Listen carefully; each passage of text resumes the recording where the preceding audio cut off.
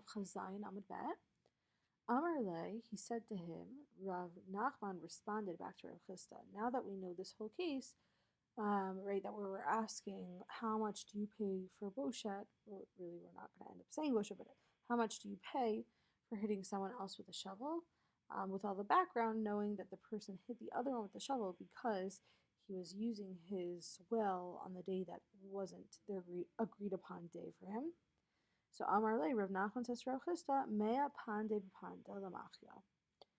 He could have hit the person 100 times. The person whose day it was supposed to be to use the well could have hit the one who was using the well not rightfully, could have hit him 100 times.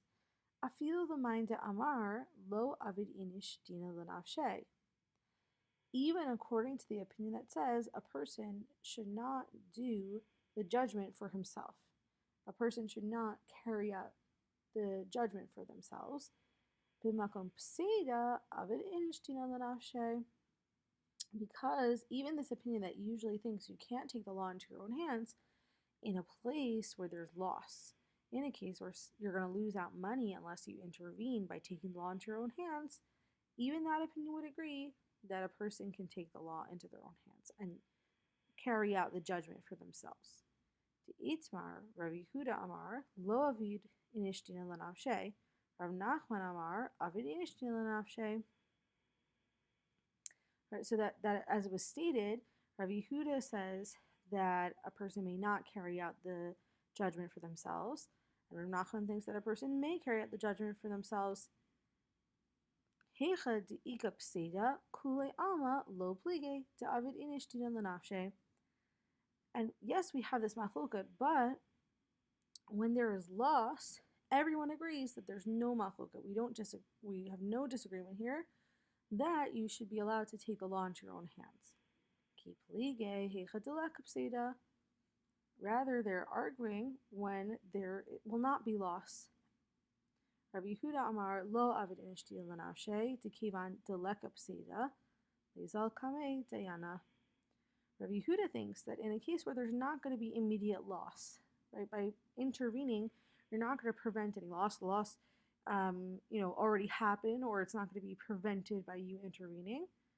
So in that case, you're not allowed to take the law into your own hands because there's no loss, and instead, you should go in front of a beit din. You should go to a judge and complain, and then that's how you'll get your money back. But it's not going to do anything constructive to be able to intervene in this case anyway.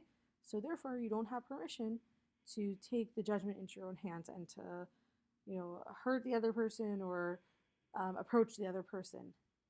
Just wait till afterward. You'll take them to beit din. Rav Nachman Amar Avid Inishtin Lanashe Tikevan Dibidin Avid Lo Tarach. So Rav Nachman says that you may take the law into your own hands, even in a case where you're not preventing loss, since the loss already happened, and now you just want to get your money back. Since you're doing it with the judgment on your side, you're right. Technically, the person owes you money, so you shouldn't have to busy yourself. You shouldn't have to have the burden of having to go all the way to court to get your money back.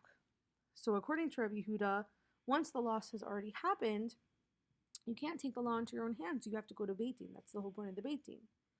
But Rav Nachman thinks, well, even if the loss already happened and now you just want to get your money back from the other person, or you want them to restore the loss for you, as long as you're acting with the proper judgment, the proper ruling on your side, then we don't want to punish you further by having to make you go all the way to beit din.